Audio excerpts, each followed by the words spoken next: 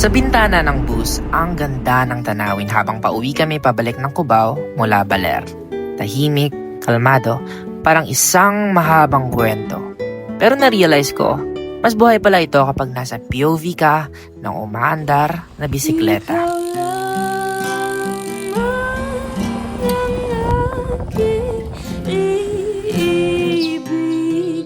Ito ang full vlog ng biyahe namin gamit ang bike mula Quezon City hanggang Baler sa probinsya ng Aurora.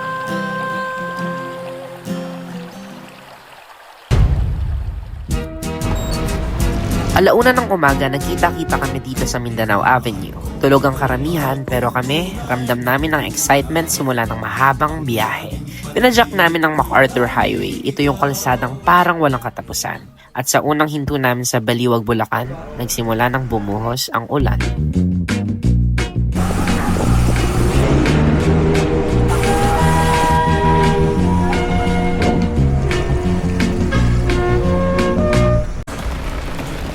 It's 5:30 a.m. So cold, bro. Talaga nga namang napakahaba ng Bulacan. Pero kahit gaano pa kahaba ang daan, malalagpasin din ito basta tuloy-tuloy lang ang pag-andar. Sa mundong walang katiyakan, sabay nating gawing kahapon ng bukas.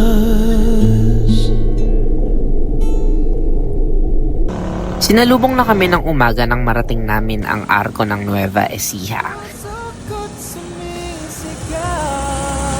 Naglugaw, naligo sa public CR at nagsimula ulit umandar. Pagpasensyahan nyo na ang mga susunod na video clips dahil hindi na talaga tumigil ang ulan hanggang sa makarating kami sa Palayan. Di ko kayang mabuhay kung lalayo ka.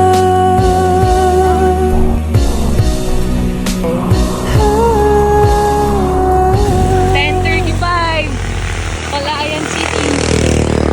Pero ahon.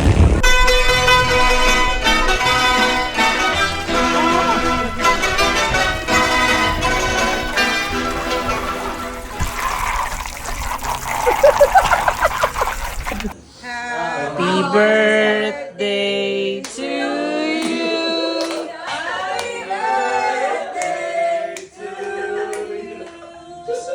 Wish tayo for a good weather tomorrow. Thank you.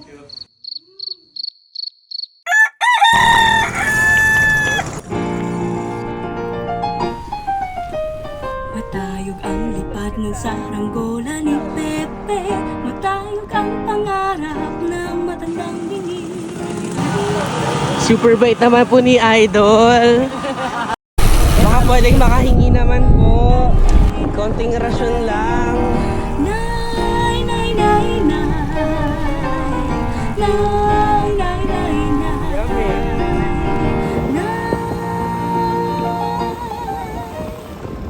Hindi ko alam kung ano ang meron kay DJ Chacha, pero tumalab ang birthday wish niya. Pagkagising namin kinabukasan, sinalubong kami ng napakagandang panahon.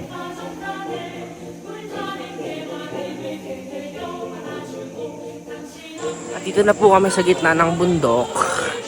40 km daw to na ahon. Sabi nito. Kyle, di ba? 40 km na ahon. Huwag na nating intindihin. Kailangan na lang natin pumadyak. Bagamat hindi halata, pero para sa aming buong ride inulan nung nakalipas na araw, sobrang blessing ang may makitang sikat ng araw.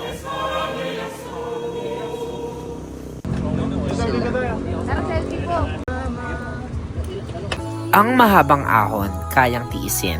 Pero yung sandaling kailangan mong mag-let go, doon nagiging mahirap. If you know, you know. Thank you po.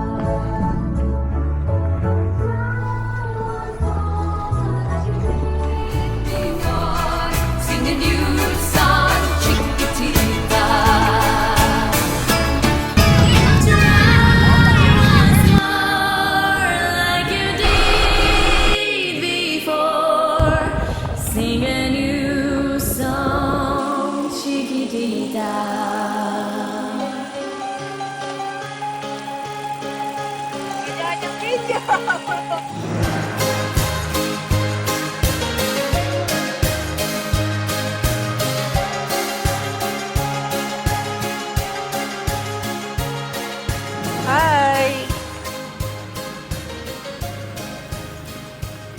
To Bake by Gracia. Tignan mo yung paggawa ko ng cake. Cake, damn. Yum. Okay guys, it's time. If you know, you know. Magkano per gram? Nasa 300 lang po, ma'am. Damn. Dito nga pala kami dumaan sa Bongabon. Mabagal ang oras dito, pero parang ang bilis lang namin siyang dinaanan. Mahaba ang kalsada at mabibilang lang sa kamay ang mga dumaraang sasakyan. Tahimik ang paligid, pero kami naman puno ng tawanan at kwentuhan. Ito yung mga sandali na hindi pa tapos pero alam mo na agad na magiging core memory mo siya. Hindi ko natansya kung malapit na o malayo pa ang Baler. Basta ang alam ko, may mga biyahe na hindi lang natatapos sa destinasyon kasi madadala mo siya habang buhay. Sabi sa'yo, hinahanap tayo. Hindi, nakasalubong ko sila. Kung sino man po ang nakasalubong namin, hello po. Nakita ko po kayo. Nung sinabi lang namin sa'yo, tigas ng ulo mo. Di ba? Tumadyak ang aming team. Ito ang buhay na patunay na hindi lahat ng malakas ay wala na malakas.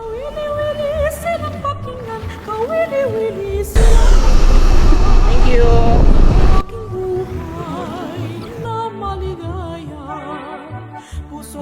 Picture time. Ay, sorry.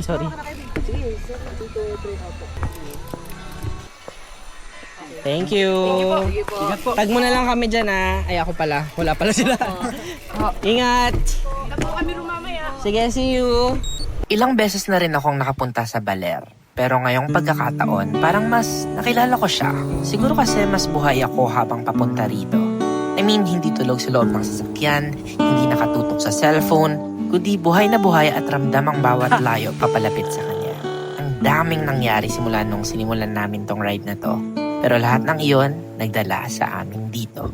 Sa pagsapit ng dilim, ako'y naghihintay pa rin sa iyong maagang pagdating.